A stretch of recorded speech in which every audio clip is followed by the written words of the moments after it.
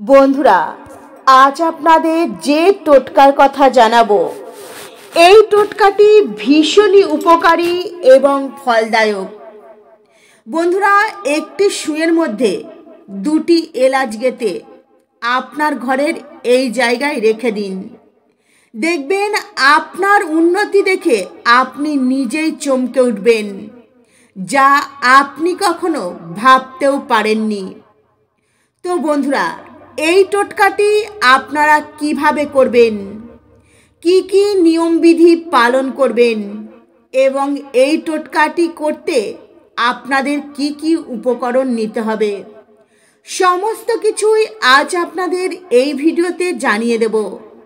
তো বন্ধুরা, আপনাদের প্রত্যেকের কাছে অনুরোধ রইল ভিডিওটি সম্পূর্ণরূপে দেখবেন।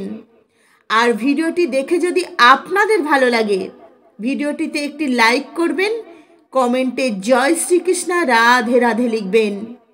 আর আমার চ্যানেলে যদি নতুন বন্ধু হয়ে থাকেন, চ্যানেলটিকে সাবস্ক্রাইব করে পাশে থাকার অনুরোধ রইল।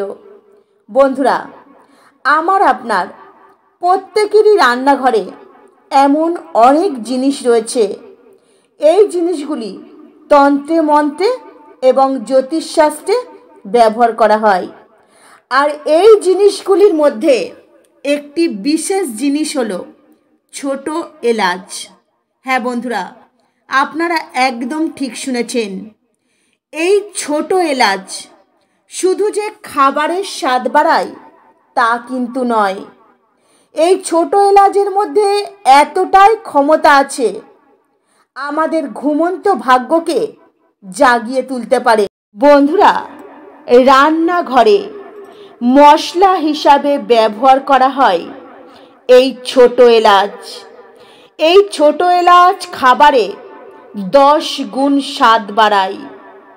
বন্ধুরা, জ্যোতিষ শাস্ত্রে এই ছোট এলাচের বিশেষ মাহাত্ম্য রয়েছে। এই ছোট এলাচের সাহায্যে আপনাদের জীবনে থাকা বিভিন্ন রকম সমস্যা ও বাধা বিঘ্ন খুব সহজেই আপনারা দূর করতে পারবেন। আর এই ছোট এলাচের টোটকা আপনাদের জীবন কিন্তু বদলে দিতে পারে এক মুহূর্তে। তো বন্ধুরা, চলুন আপনাদের জানাই কিভাবে আপনারা এই এলাচের টোটকা করবেন। বন্ধুরা, অঘ্রাণ মাসের যে কোনো শনিবার বা মঙ্গলবার দিন আপনাদের এই টোটকা করতে হবে। বন্ধুরা, যেই দিন আপনারা টোটকা করবেন, অবশ্যই সকাল সকাল ঘুম থেকে উঠবেন, স্নান করবেন, শুদ্ধ বস্ত্র পরিধান করবেন। বন্ধুরা, আপনাদের এই টোটকাটি সম্পূর্ণ করতে হবে আপনাদের ঠাকুর ঘরে বসে। আপনারা প্রত্যেক দিনের মতো ঠাকুরের সেবা করবেন, নিত্য পূজা দেবেন, ভোগ চড়াবেন নিষ্ঠা ভক্তি সহকারে। তারপর এই উপায়টি করবেন। বন্ধুরা, এই উপায়টি করতে আপনাদের লাগবে একটি সুই আর দুটো ছোট এলাচ। বন্ধুরা, এই এলাচ আপনারা বাজার থেকে কিনে আনতে পারেন, আর যদি আপনাদের বাড়িতে থাকে তাহলে তো খুবই ভালো।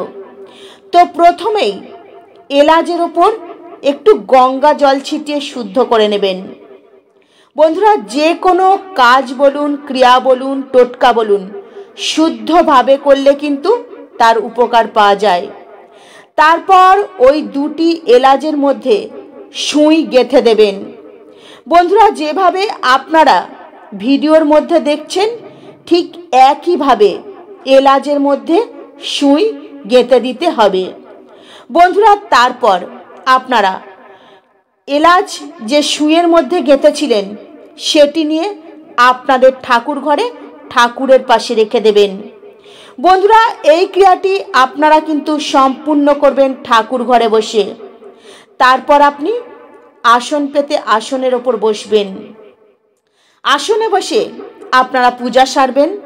বন্ধুরা, সবার প্রথমে আপনারা গণেশজির পূজা করবেন এবং এই মন্ত্রটি জপ করবেন, ওং গাং গণপতাই নমঃ, ওং গাং গণপতাই নমঃ, ওং গাং গণপতায় নমঃ এই মন্ত্রটি 3 বার জপ করবেন। এই মন্ত্রটি জপ করা হয়ে গেলে ওই একই আসনে বসে আপনাকে 5 বার হনুমান চালিসা পাঠ করতে হবে। বন্ধুরা, যখন আপনাদের একবার হনুমান চালিসা পাঠ করা সম্পূর্ণ হয়ে যাবে, তখন ওই শুঁয়ের মধ্যে এলাচ যে গেঁথে রেখেছিলেন ঠাকুরের পাশে, সেটি আপনি আপনার ডান হাতে করে তুলে নেবেন। তারপর সেই এলাচটি, শুঁয়ে গাঁথা এলাচটি আপনার মুখের পাশে নিয়ে যাবেন। আর এই মন্ত্রটি আপনাকে বলতে হবে, শ্রী সীতারাম, শ্রী সীতারাম, শ্রী সীতারাম। এই মন্ত্রটি 108 বার আপনাকে বলতে হবে। এই মন্ত্রটি 108 বার বলা হয়ে গেলে সেই শুঁয়ের মধ্যে এলাচ গাঁথা আপনারা আবার আপনাদের ঠাকুরের সামনে রেখে দেবেন। বন্ধুরা, তারপর আবারও একবার আপনারা হনুমান চালিসা পাঠ করবেন। বন্ধুরা, 2 বার যখন আপনাদের হনুমান চালিসা পাঠ সম্পূর্ণ হবে, তখন আবার ভগবানের সামনে থেকে ডান হাতে করে সেই শুঁয়ে গাঁথা এলাচ তুলে নেবেন, আবার আপনাদের মুখের পাশে রাখবেন।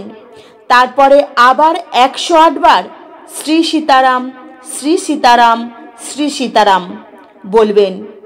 বন্ধুরা, ঠিক একইভাবে 5 বার হনুমান চালিসা পাঠ করবেন আর এই একই নিয়ম পালন করবেন।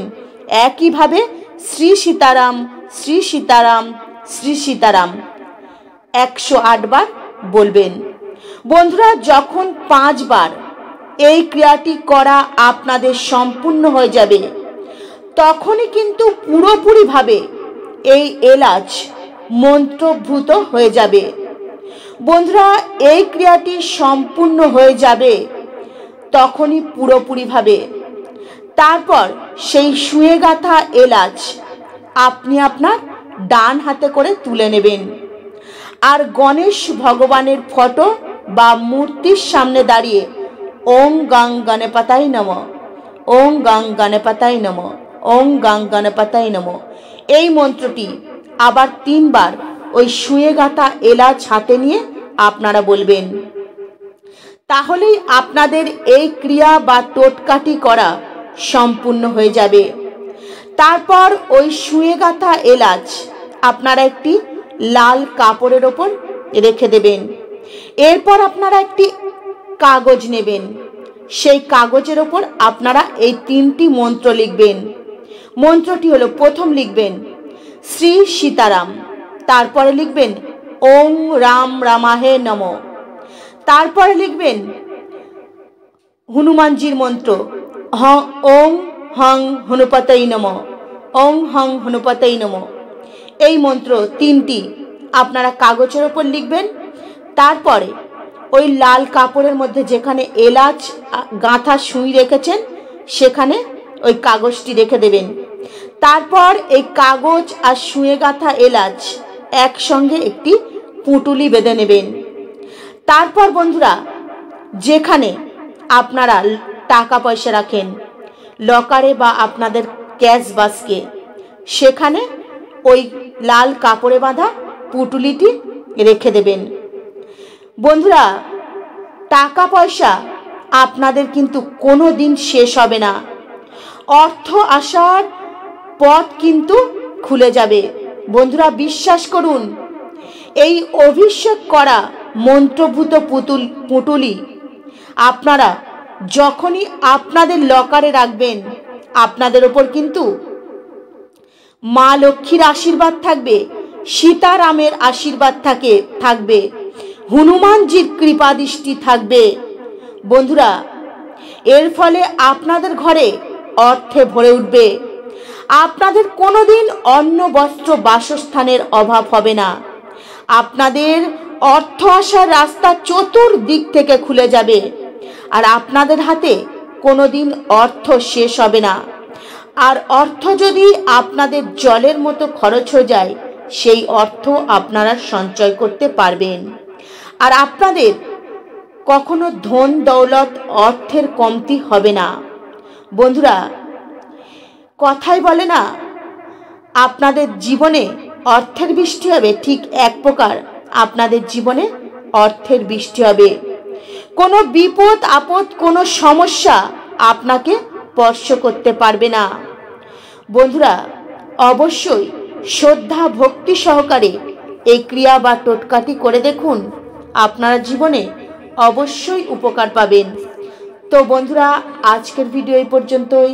আপনারা ভালো থাকবেন, সুস্থ থাকবেন। নমস্কার, হরে কৃষ্ণ।